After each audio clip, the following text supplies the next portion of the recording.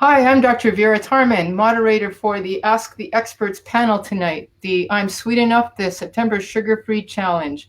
If you want to join us on September the 1st for 30 days of sugar-free life, please listen in and please comment with your questions at the bottom and with questions and comments and whatever.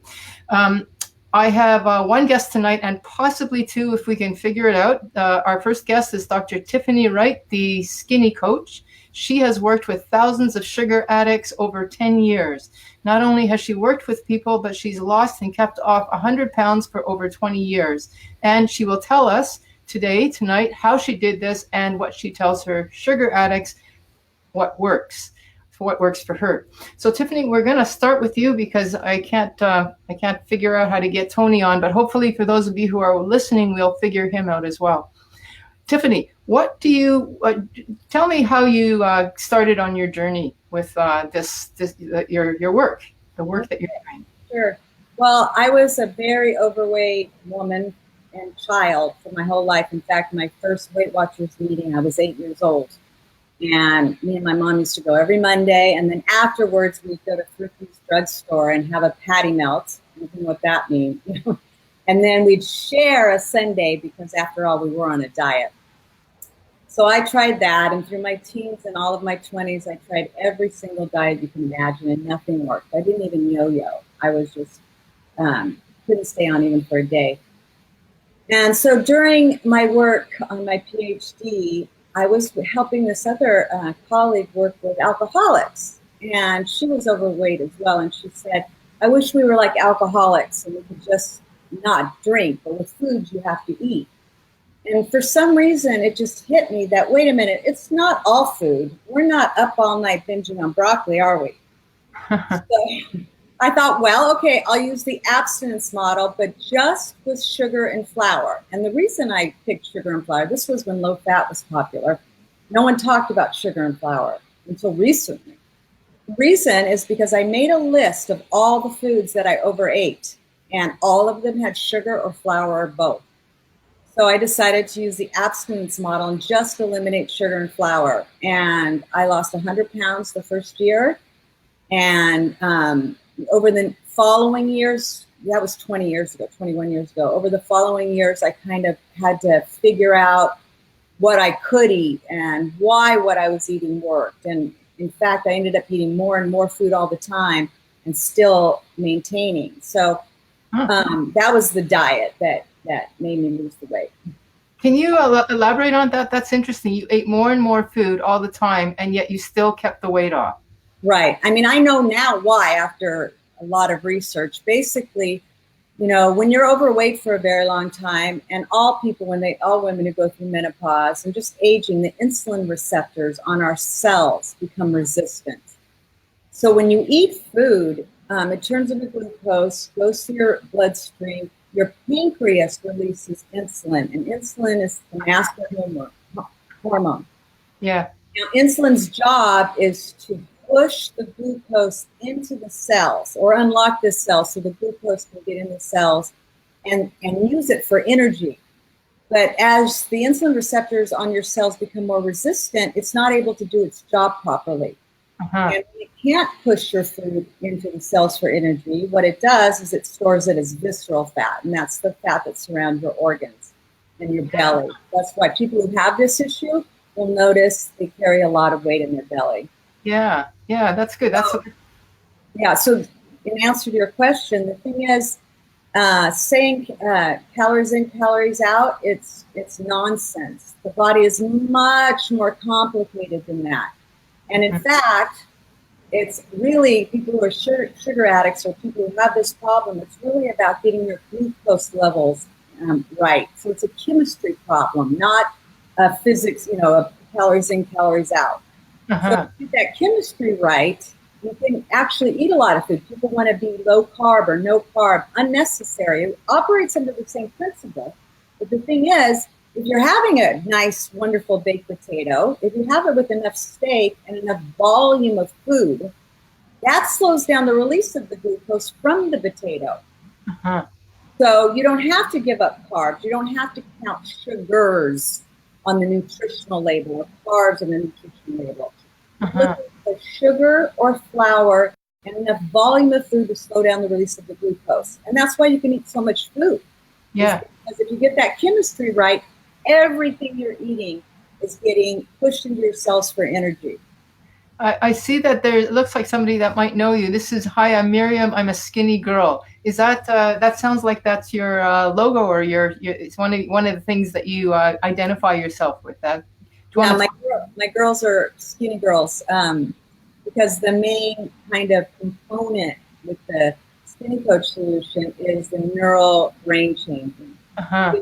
And part of that, basics of that concept is that you're becoming a different person. Your brain is developing the neural pathways, a big part in your frontal lobes that associate with I eat what I plan, I'm in control, I don't eat sugar and flour. Those things make up being a skinny girl. And once that's developed, people don't go back because now you're this new person. You're not just on a diet to lose weight, you become a skinny girl. Yeah. Okay. For those people who might have just signed on, I'm Dr. Vera Tarman, and this is the Ask the Experts panel for the September Sugar-Free Challenge, and we are talking to Dr. Tiffany Wright, who is a cites herself as the skinny coach. But are you? You also have a background in this. You've done some studies in this. Do you want to elaborate a little bit about that? Well, I have a PhD in psychology from a research institute, so it's not a counseling degree. It's a research PhD. Did you do work in this area? Yeah, not in weight loss, but in neuropsychology. So, how the brain, is neuroplasticity, how the brain can change and is formed based on what you're doing, what you're thinking. Uh-huh. Uh-huh. Yeah, it looks like somebody just sent a comment, probably based on what you just said. Planning is a huge part of all this, and that's probably got to do with that frontal lobe piece. I see that Tony is on. I'm just going to get him to join us here. 1 minute. And there he is. Beautiful. Okay, I'm going to hide this. And just for those of you who are just signed on, I'm Dr. Vera Tarman, and this is the Ask the Experts panel on the I'm Sweet Enough, the September Sugar-Free Challenge. We have Tony Vassallo, who's just joined us from MODA Nutrition, food coach and culinary expert. He has worked with men for over 10 years to help them lose and keep their weight off. And like Tiffany, he knows he's kept his weight off for, I guess it's been 10 years, eh, Tony? Yeah, 8 years officially, but I'm getting there. Okay. So go ahead. Yeah, I was just sitting there, and all of a sudden, I popped up. I have no idea what happened. The world of technology. Go figure. Yeah, I know. It's right. Okay. Well, that's wonderful. Thank you, Tony. So, Tiffany, we were talking to you. Did you want to finish what you were saying there? I've got a question that you might want to address. Yeah, I'm happy to move on with questions. I'm not sure what I was saying. So I think it might be addressed to you. Do you mean no sugar, period, like Kraft peanut butter and go all natural? I'm getting a lot of questions on Facebook about how pure do we have to be? Like, does this mean no dairy? Does this mean, that sort of thing? What's your comment? Mine, Tiffany? Yeah. Sorry. Yeah, no, on the Skinny Coach solution, you can eat any dairy, any meat, any fruit, any vegetable, and a whole heck of a lot of different grains, including potatoes and rice and quinoa and things like that. Did you say you can or you can't? Can. You can. C-A-N, yes. Yes. And that's one of the reasons it's sustainable. If you eliminate huge food groups, you're not going to stay on it forever. It isn't going to happen. Okay. So what we're looking for is the ingredients list, not the nutritional label, not sugars. We're looking at the ingredients list, and there's over 100 names for sugar. So you're looking to see if there's sugar or flour in the ingredients list. Okay. So you mentioned earlier, and you said it again. There's another question here. Which flour should you eliminate? Wheat flour or all flours? So no sugar or flour in the ingredients. So that means coconut flour, brown rice flour, wheat flour, any type of flour. And let me tell you why. If you take brown rice and you grind it up into a flour, into a powder, the minute it touches your tongue, it's Uh-huh. transformed into glucose. Right. And remember, the whole goal is to monitor the glucose levels. Yeah. Now, compare that to when you eat brown rice and you're chewing it and you're eating it with the chicken and you're eating it with the asparagus. You're slowing down how fast that brown rice is converted to glucose. You know, with flour, it's converted immediately. So you bump up that glucose level and your body can't process it. Okay. So any type of flour. Okay, good. Thank you. Tony, what's your opinion? I'm along the exact same page as Tiffany. It's all about eating whole foods, unprocessed foods, and the word that Tiffany used was the ingredient list. And looking at the support group questions, I've noticed a lot of people seem to be focusing on the numeric values. It really is about the ingredients. I encourage folks to just try to stick to 5 or less ingredients. But look at the ingredients, and are they ingredients that you recognize? For the purposes of this challenge, what we're trying to accomplish is staying away from added sugars. So the official definition that we've asked on this program, and please correct me if I'm wrong, Dr. Tarman, is we would prefer no added sugars in the ingredient list, but we certainly don't want it to be the first 4 or less. Personally, I encourage people to stay away from it altogether.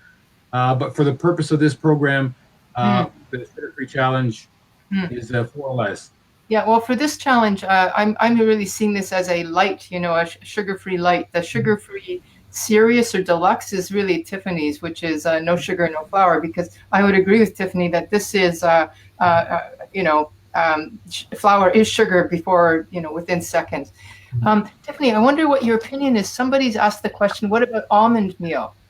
Okay, yeah, almond meal, they call it meal instead of flour because of how much it's ground up. But so it converts a little more slowly than all the way pulverized. But my skinny girls and my manly men do not eat that either. No type of flour.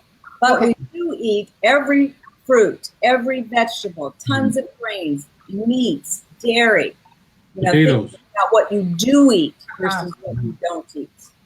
Tony, what about you? Actually, same thing. Whole foods, oatmeals. Personally, so I eat what I encourage folks to do is to have a protein and a carbohydrate source at every meal.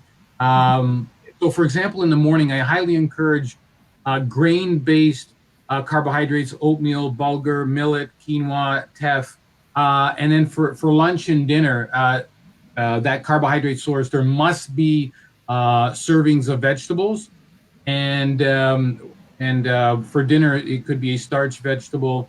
I do not encourage, but on the MODA meal plan, there is whole wheat or spelt or kamut pasta, quinoa, whole wheat couscous. That's all on the program. Now, what I have learned is for folks that are in middle or late stage addiction, we do need to look at certain carbohydrates that may be a trigger. For example, some of the starchy ones. But my approach is a kind of a top-down method, all whole foods. And in the event that certain foods may be a trigger, then we need to look at them. Mm-hmm. Okay, I'm getting more questions about stuff. Let me see here. Here's one. What about no hydrogenated oils? Different. I know it's a different topic, but it is kind of related. Do you want to talk about oils? Sure. The diet intrinsically, the Skinny Coach diet, is not a low-fat diet. Okay. It's not a low-carb diet. It's not even a low-calorie diet. But the average weight loss is about 10 pounds. We do, in fact, add a tablespoon. In addition to not being a low-fat, we add a tablespoon of fat. And that comes in different forms. You can use it for salad dressing. You can make a smoothie and put coconut oil. Like for our breakfast, we don't have a grain. We have a dairy, a protein, and a fruit. And so that's a great skinny girl smoothie. And you can add, like if you use pineapple and you add a tablespoon or a teaspoon of coconut oil and some cinnamon, it tastes like a pina colada.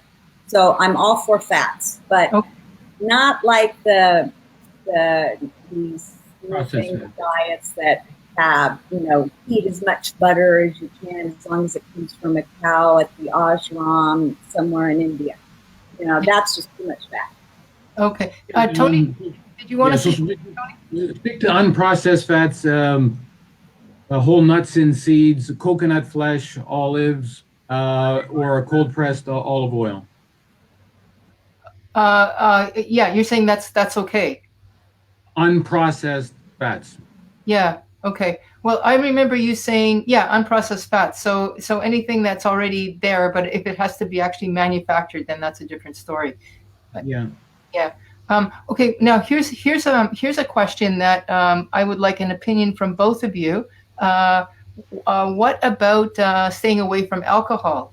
I've had a few people saying, okay, I'll stop, but can I still have a glass of wine every once in a while? Well, we already know that the Lancet has told us that even one drink a day is not good. But for those people who don't want to give up their alcohol, what are your opinions? Tiffany?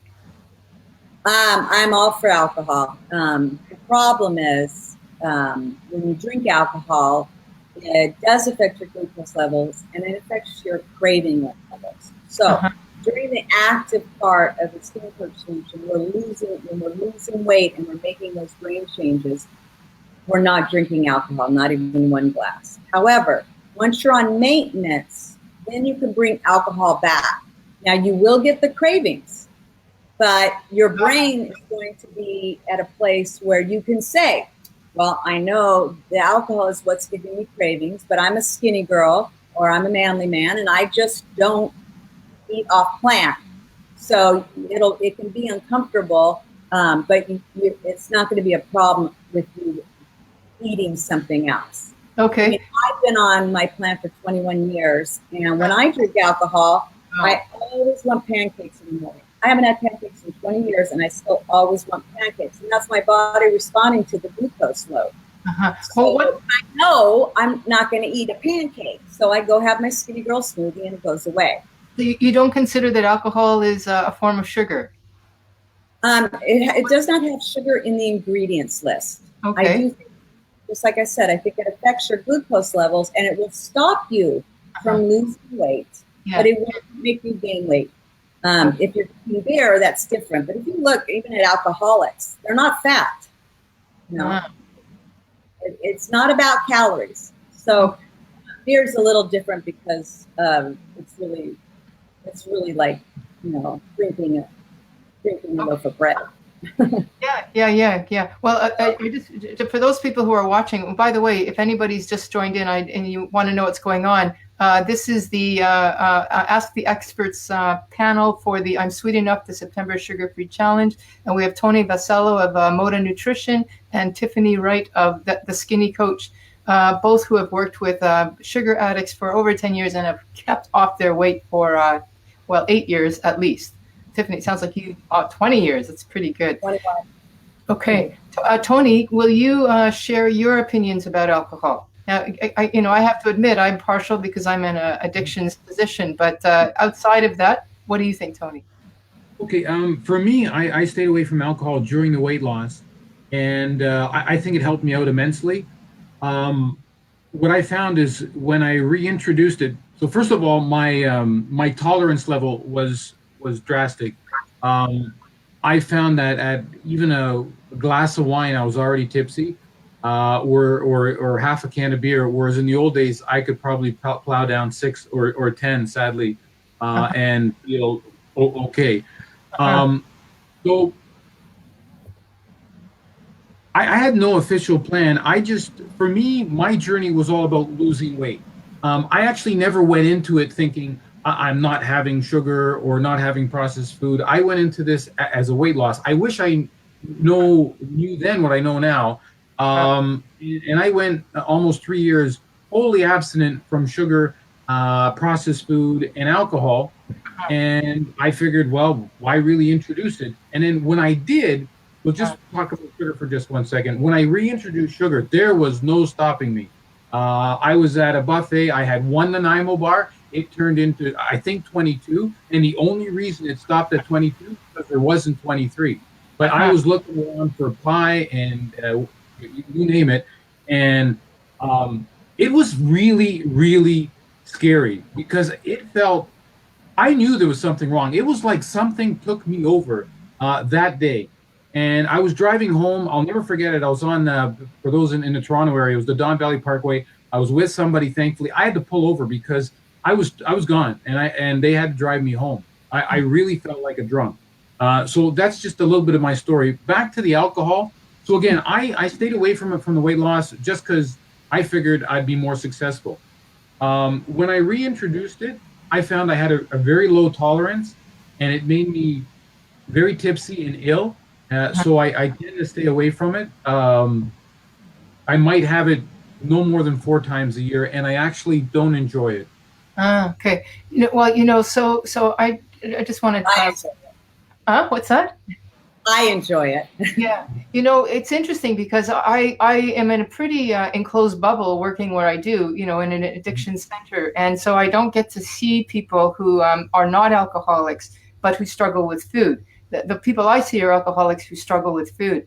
And they are definitely not skinny, but what's the cause? It's food. Is it alcohol? I mean, who knows? When they stop everything and then they lose weight. And Tiffany, I think you hit it right on the head that, if you are doing the sugar-free lifestyle to lose weight, then you might be able to get away with alcohol. But if it's to maintain cravings, which an alcoholic doesn't want, then yes, the eating, like you said, you want the pancakes in the morning. Well, that person will want the pancakes and another drink of alcohol or something else, because it triggers universally for somebody who's already addicted. Right. Well, the part of your brain that is triggered when you eat sugar, it's the same part of your brain that's triggered when you take cocaine or when you drink alcohol. Exactly.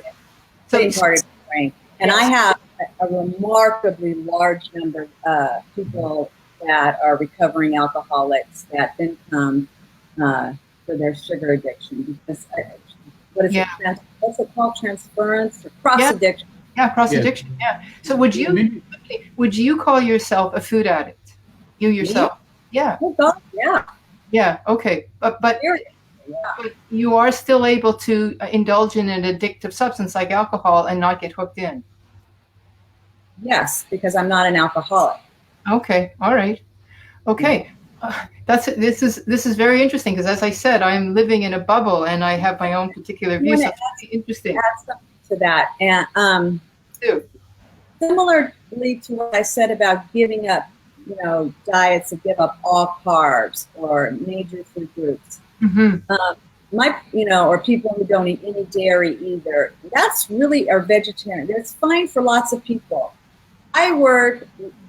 Typically, I work with, middle America. I mean, I know I'm from LA and I'm from Venice and I work with a lot of LA people, but we're talking moms between 40 and 60. Uh-huh. You can't tell these people they can never have a drink again, or if they're not alcoholics. This is all assuming you're not alcoholic, or that you can never have a potato again. It's just not going to work, and it's overkill.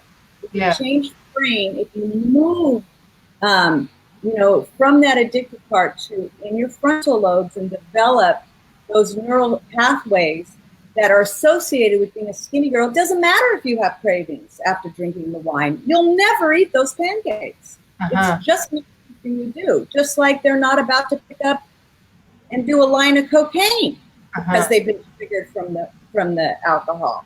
It's just not something they do. And that's the main core of what I believe you have to do to get people to stay off of the food, is you have to change the brain's systems, period, or people will go back. Right. How do you propose people do that? Just by the change in their diet? No. Okay. That's why, for instance, you asked me if I have a book. I don't sell my book because the second part of, there's the diet. The second part of Skinny Coach Solution is a whole set of cognitive behavioral techniques, behavioral modification, a lot of thought work, accountability. I talk to my skinny girls every day. They call me whenever they want. And if they're struggling or if they're going through an issue or if they have a food pusher in their midst, whatever the situation, we talk it through. And through the things we do every day, we're developing those neural pathways into that part that says, I'm a skinny girl, I don't eat that. It just takes lots of repetition of the right kind of thoughts and behaviors. Okay, Tiffany, can I hold that, because I want to talk about treatment and get into that more, but we have some other questions that are more food stuff, and I want to get to that. So what about soy flour? If people are really stuck on the flour. Let me ask you and everybody who's listening out there. Yeah. Is soy flour okay? Yeah. No, it's not okay, because what's in it? Soy flour. Flour. Okay. You don't eat any flour. Okay, Tony, what about you? So I put flours as a secondary carbohydrate source for certain individuals.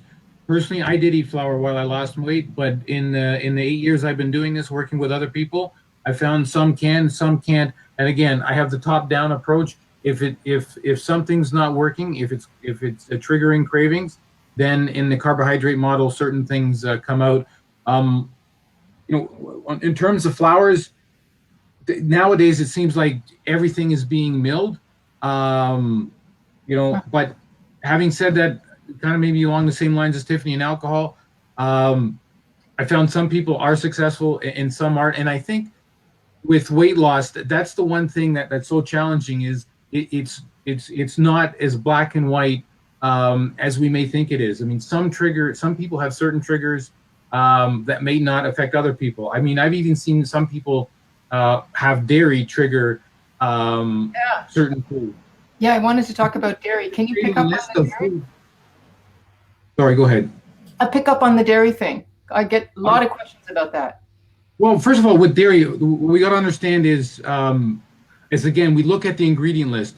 If it's plain yogurt, that is naturally occurring sugar in there. All carbohydrates, anything that comes from the ground, plus dairy, will all have naturally occurring sugars in there. So that's the first thing that we've got to understand. All dairy does have naturally occurring sugar. Flavored dairy has added sugar, and we definitely want to stay away from that. On the craving front, it may be a small percentage of people, but a handful of folks, full-fat dairy or dairy might associate with ice cream, or it may trigger it for other type of craving. Again, okay. But I think it's not everybody. It's probably small.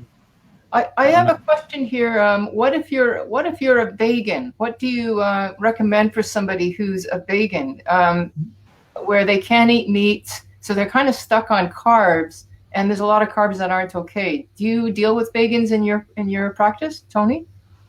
Yeah, actually, a fair amount.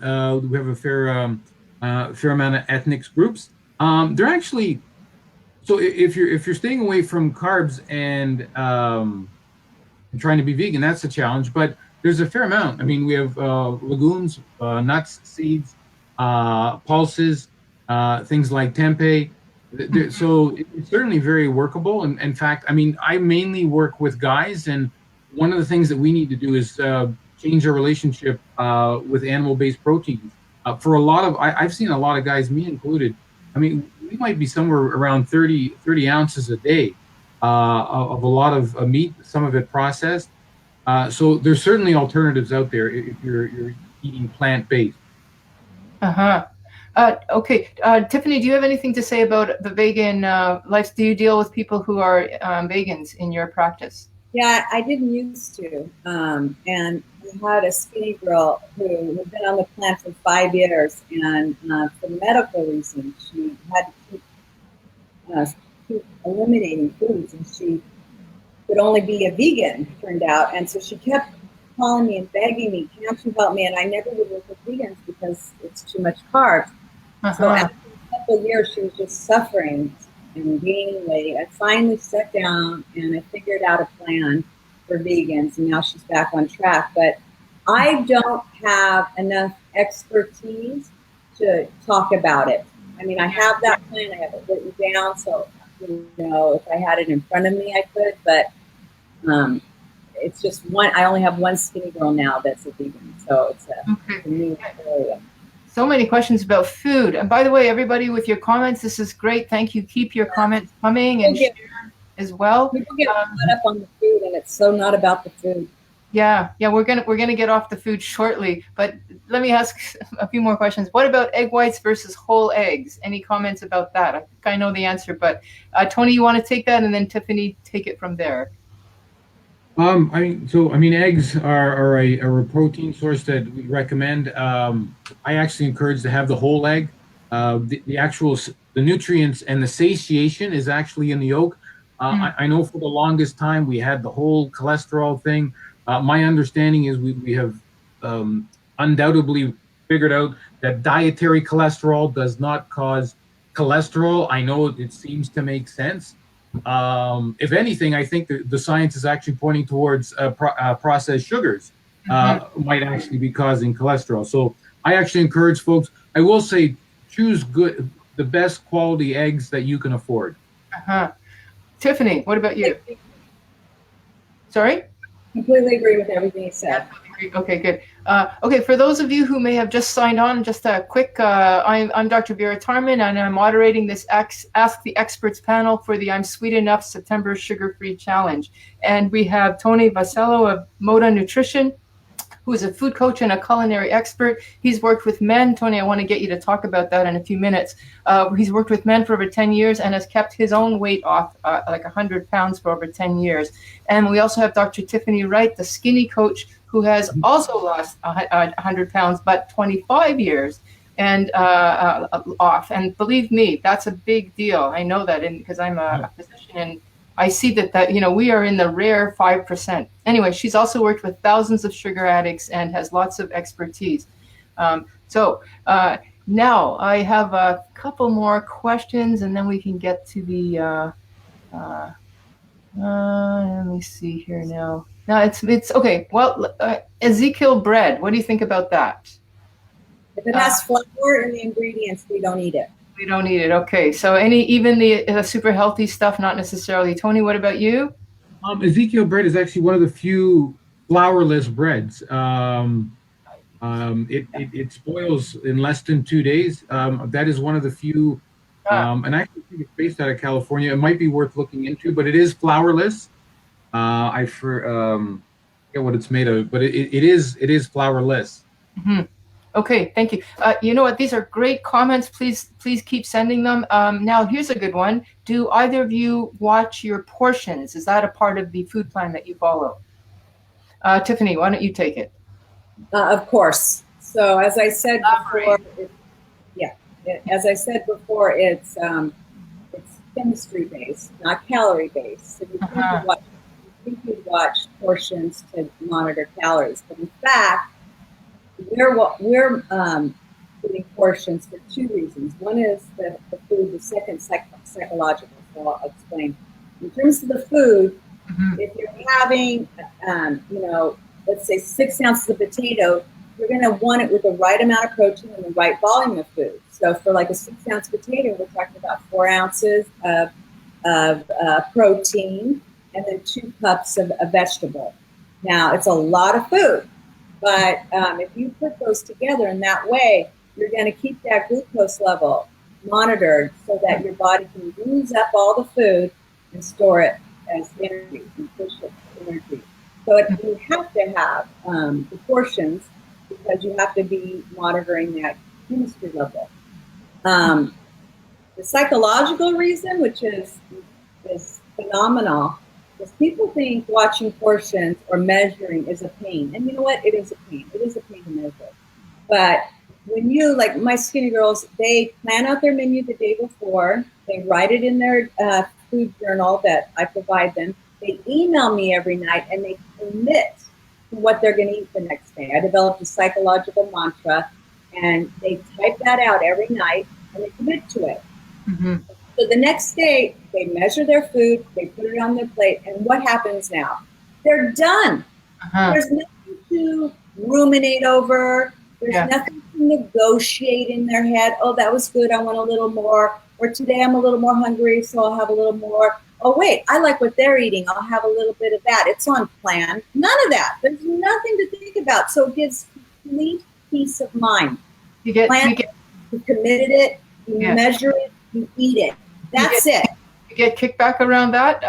People saying that they don't want to do that sort of thing.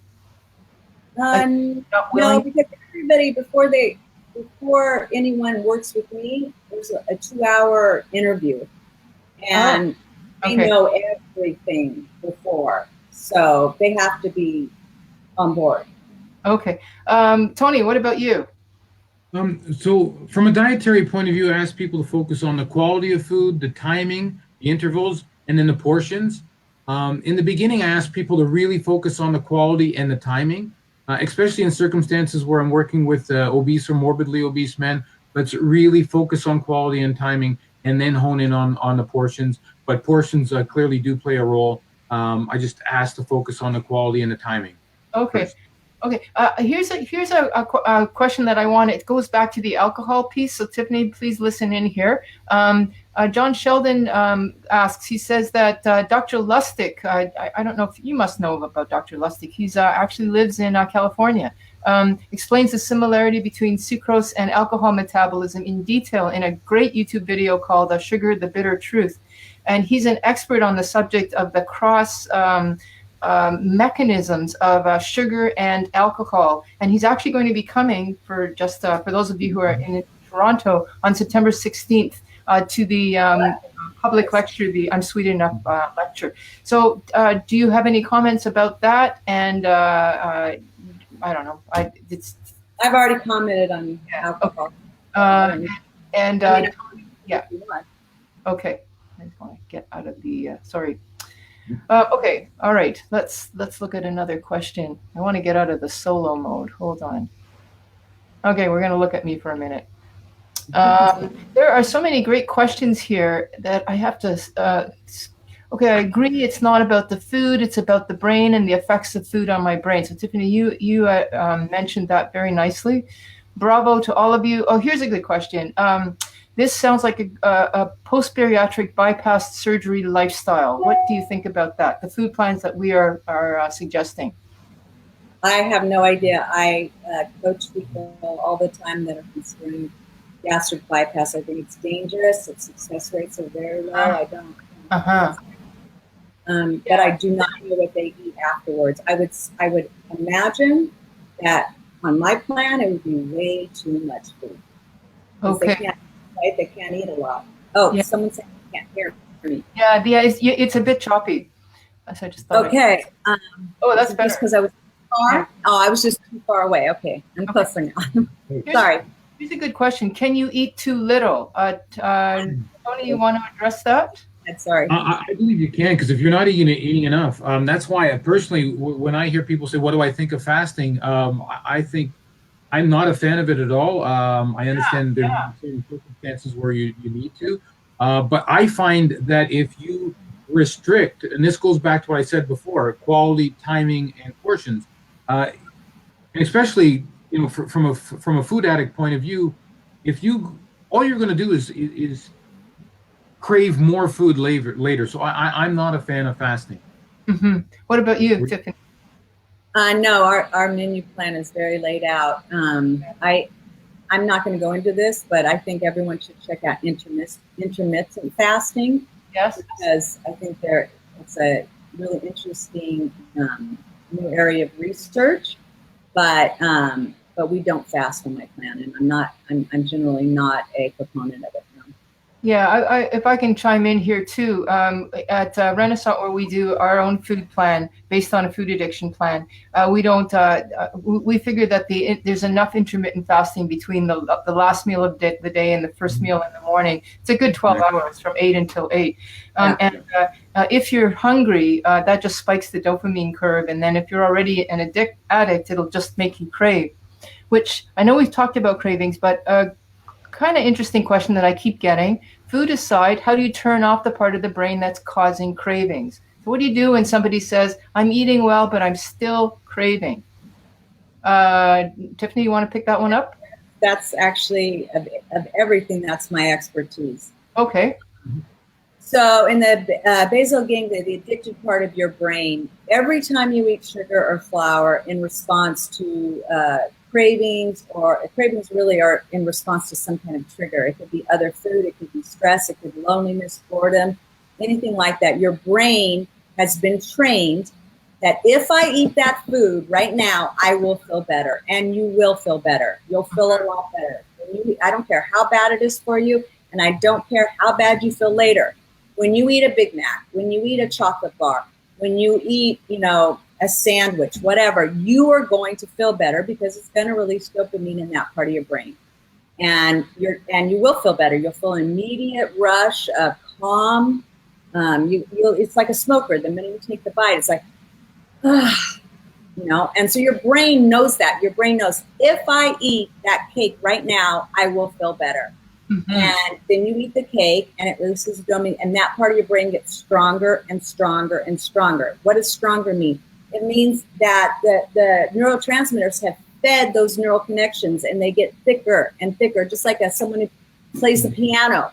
They have a part of your brain, and if they're on a CAT scan, you can see it, that lights up, and it's very well developed.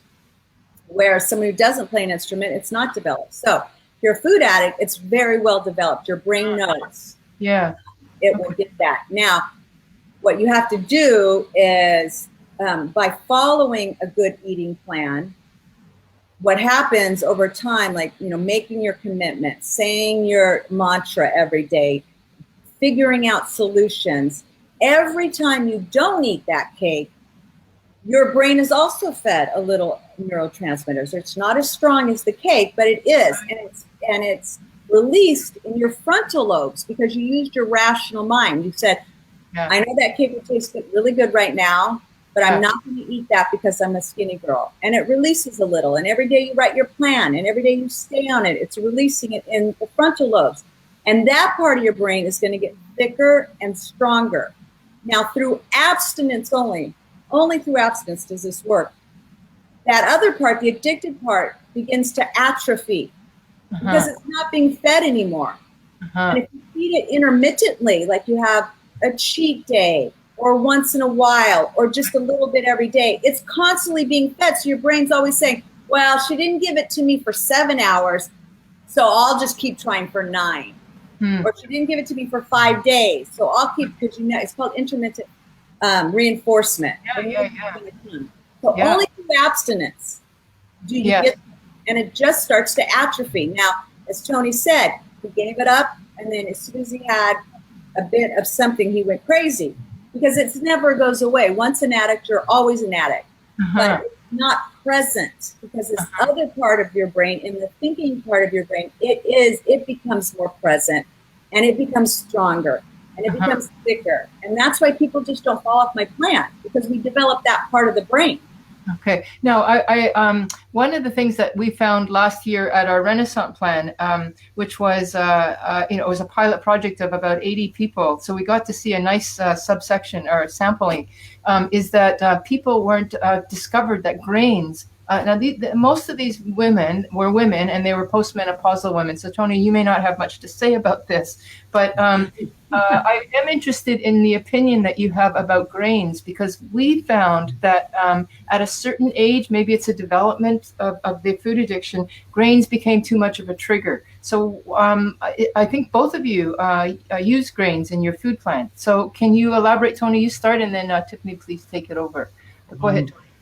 So on my meal plan, I encourage people to have it in the morning. Having said that, I'm similar to what you're just saying. I found with some people it is a trigger. Personally, I've tried not having a grain in the morning, and it doesn't go over very well for me. I find grains, whether it's oats, bulgur, millet, something along those lines, they provide me with a slow releasing carbohydrate in the morning, and they carry me through to lunch. I don't know. Is there a difference between men and women? Again, I predominantly work with men, but my experience is to have a grain in the morning. Having said that, I know that's not always the case for everybody. Okay, Tiffany, what about you? I work primarily with postmenopausal women, but a lot of pre. I mean, usually people aren't ready to go abstinence until they really have hit bottom. They're at their worst. Those are the people I work with. So 40 to 65, I've never seen that reaction. Oh, really? I think if you're eating no other sugar and flour, and you're eating the whole grains, and you're eating it with the protein, It just, I don't see that effect. However, physiologically wise, it can cause inflammation, and when you're older, you're more sensitive to those things. So it makes sense that people would be sensitive to grain.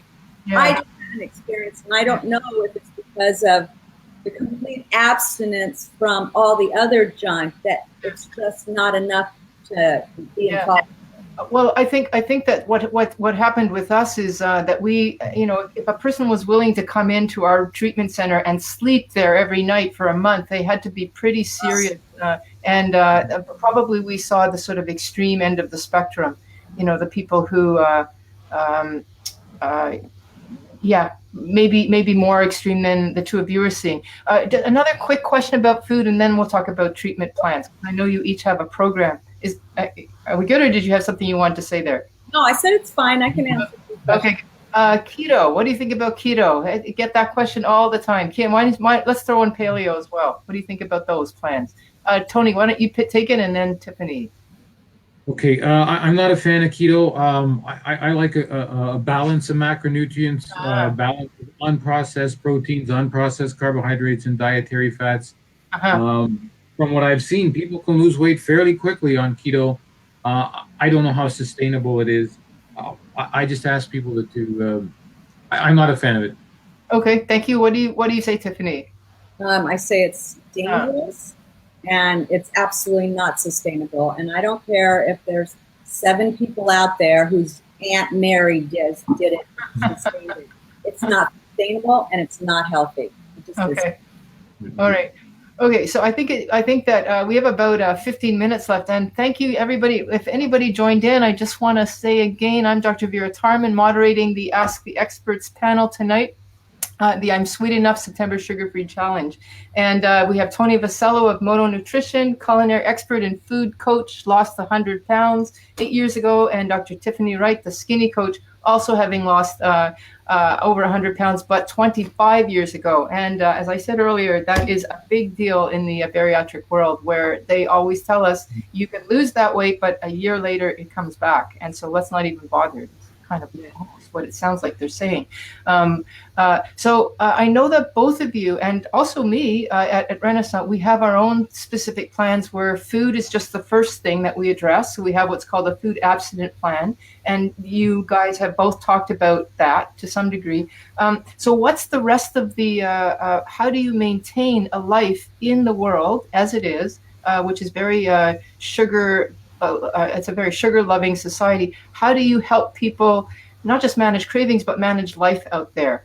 Tiffany, do you want to take it from there? Just sure. Whatever. Talk a little bit about your program or how you help people. I do want to mention, if anyone has to log off, for your viewers, I have a free skinny session. So you just go to my website, skinnycoach.com, take the quiz, and you can schedule a time, and then I can answer any questions anyone has. Great. But in terms of, if you're eating the right foods in the right combinations, you're not going to have cravings. There's no sugar withdrawal. There's no, headaches. None of that happens.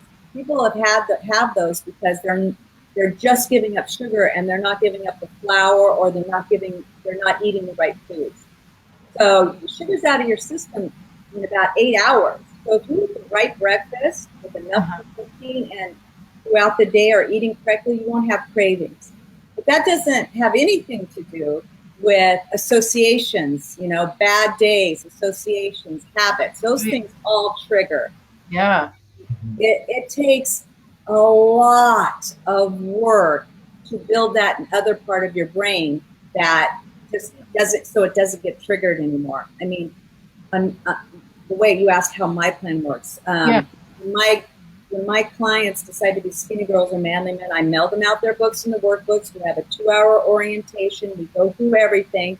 But then day to day, there's a page for every day of their plan. And they're writing in what they're going to eat each day.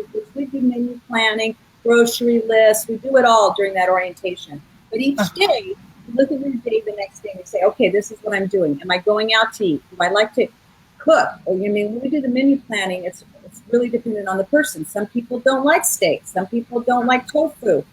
Steak, broccoli, and potatoes great for you, but maybe for Tony it has to be tofu, brown rice, and green beans. Both are fine. Some people never cook. I have people on my plan that eat every single thing out. They never cook. They eat all their meals at restaurants. Wow, really? Business professionals that travel all the time. So some people are gourmet cooks. So, you look at your next day and you fill in the blank what you're going to eat tomorrow based on what your day looks like. And we have something for if it changes. Then they commit to me. So there's, in the commitment email that they send every night, there's several kind of behavioral techniques and exercises that are building up this I'm a skinny girl mind frame. And especially the commitment, the actual mantra, so they're saying that they commit to me, their skinny coach, and myself, my skinny girl self, to eat what you plan and nothing else, not another bite, no matter what. Okay. Now there's a question. You can see the question there. How do you manage to eat out at a restaurant with where you can't really know what you're eating? Like, what do you do in that circumstance? Okay, I'm just going to finish what I was saying, and then I'll answer that. And so they're committing to this idea that if they eat the foods that they committed to and don't stick one other bite of food in their mouth, they will get to 140 pounds. They will be in a size 8. They will be able to get on the floor and play with their grandkids. Absolutely guaranteed, as long as they don't stick one other bite of food in their mouth. And over time, by doing the exercises we do on the phone, by working through all these issues, again, I spoke of this before, you're building that other part of your brain. So in the end, it's called psychological integration. It's when you process this information, and you are this information. It's not something you do, it's who you are. And once you have that, then you're never going to go back. You're just never going to. And the problem with diets is it's only the food. You have to have a systematic way. Just doing it doesn't change your brain. You have to have a systematic change of thought patterns. And in terms of eating out, it's simple. I mean, you know what you can eat. You're not going to be eating things that have a million ingredients, and you ask the chef. I mean, we do it all the time. It's not a problem. That's Tony, what you take it from there? Your program, and how do you deal with life after the food issues? Sure. First of all, so same approach as Tiffany. I think I hear this. Everybody thinks it's all about the diet. Clearly, what we eat, it plays a role into this. But I like to tell people, my program, or getting to a healthy weight, whether it's my program or anywhere else's, it's how to eat and think your way to a healthy weight. There's a dietary piece, but ultimately what's happening up here is going to dictate what, how much, and when is going to go in here. So, and I mean, people ask me, what's your diet? That's probably the most common question I get all the time. And you know what? I give a piece of paper, because that's all it is a piece of paper. So the behavioral piece, the way that I approach it is, I'm a big fan of group support. Group support helped me, and I wanted to build an environment that was geared towards guys. So our support group isn't only guys. It's actually both open to men and women. What it's evolved into is a couple support system, and I love that. I love to see when both people in a relationship are working at this together, because I feel they'll be much more successful. Whether the other person is struggling with their weight or their diet, then they can both help each other. So it's eat and think your way to a healthy weight. I've developed with, actually, you've helped me a great deal on this, and others, the 9 pillars. They're a non-agnostic approach to the behavioral part. I encourage people to visit my website. There's an excellent video on the pillars. You can go to modanutrition.com. That's MODA nutrition.com. And feel free to contact me. All my contact info is on the website. The group support is obviously in Toronto. But if you have any questions or an email that you'd like to ask, please do. Okay, I'm getting so many questions about food still, but a shout out to you, Tiffany, saying thank you very much. And then we got, here we go. Here's a treatment question. CBT is the biggest part for me and the hardest. So do you want to say something about that, Tiffany? Yeah, cognitive behavioral therapy. It's extremely difficult to do these things on your own. Listen, you have the brain. If you're an addict, you have the brain of an addict. Yeah. How the heck are you supposed to teach yourself from something you read to do it when you're in the midst of a craving? It's frankly, I don't think it's possible. Huh. My girls call me whenever they're having an issue. Yeah. You know? And when they're having that issue, they tell me what's happening, and I pull them out of the addicted part of their brain into their thinking part of the brain. I mean, it's literally like that. Yeah. And because if you have a fat brain or an addicted brain, you don't have the brain to make these changes. So you have to be mentored. You have to be taught. You have to be coached. Yeah. That's how you learn to institute the CBT. I don't know how someone would do it on their own. Well, I want to ask a question now to both of you in relation to that, in a way, how you do things on your own. At Renaissance, because it's a treatment center, and we're very much premised and use the supports of the 12-step community. And there are a few food programs, food 12-step programs in the community. And, you know, it's all about the support as well, although it's not very structured always. Do you, either of you rely on that at all, or do you see yourselves as alternatives? Like, what's your opinion about that? And I'll throw it out to whoever wants to take it first. Okay, I'll do it. Okay. I get a lot of people who have tried Food Addicts Anonymous and things like that. Usually there's one of two, people have one of two problems. One, either they don't like the religion, or they're able to get a good sponsor. And, you know, and also, of course, they have to show up somewhere every day. Yeah. So it's a similar process. We can call it a sponsor. We can call it a teacher, a mentor. It's a similar process. But, you know, I'm not doing it. You're not getting a sponsor by luck. You've paid someone. They're an expert. They're there for you. And but you know, if you move sponsorship into what I do, it's a similar thing. They call when they need me, when they're struggling. Yeah. Okay, great. Tony, do you want to add something to that? Yeah. So I highly encourage people to seek some sort of support, get help. I do consider myself an alternative. And again, I find in typical support systems, and I hate calling it weight loss, but it usually, you know, when a guy walks into a room and, you know, there's 30 women there, and, you know, with weight loss, it's a bit of a challenge. So building an environment that has some more males is something that I've been very passionate about. Yeah, you know, Tony, that's why you are such a precious commodity for me in Toronto, because you deal with all those guys who are just squirming in the room full of women. We just got a couple minutes left, so I'm going to ask each of you to give your last minute. It might be a pitch for your work, or just words of inspiration. I'm Dr. Vera Tarman. I've been moderating our Ask the Panel I'm Sweet Enough challenge to prepare people for September 1st, 30 days of sugar-free life. Tony Vassallo of MODA Nutrition, food coach and culinary expert, and lost 10 pounds. And Dr. Tiffany Wright, the skinny coach, thousands of sugar addicts in her 10 years of working, and she's lost 100 pounds over 25 years. Would you like to give some last words of advice or something, Tony? I'll start with you and move then to Tiffany. Go for it, Tony. Words of advice or something about your practice? Yeah, if I could have I know it's a hypothetical question, but if I could have a conversation with my fat self, and you know, I was well over 300 pounds, morbidly obese, and very sick at what's considered a young age, 37, diabetes, blood pressure, sleep apnea, gout, acid reflux, and my diabetes was at the point I was probably a year or two away from an amputation.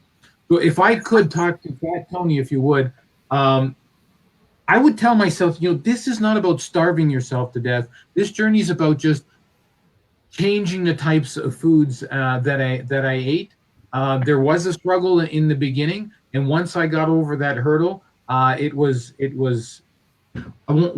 by far it wasn't an easy path, but I think the biggest obstacle was myself.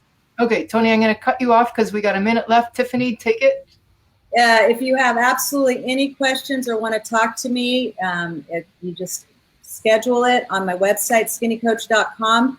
My advice is eliminate sugar and flour from the ingredients list, but it's not going to be enough. You need to have that support. You need to learn how to be a thin person to be a skinny girl, and it's totally possible. I do it every day. It's so possible. Okay, thank you. So, and I'm going to just end by saying I'm Dr. Vera Tarman, and I'm representing the Renaissance Food Plan here in Toronto for anybody who's interested. I want to thank both of you for a great podcast, and this will be recorded and will be available on Facebook. Thank you both so much for joining. So welcome. Thank you. Bye.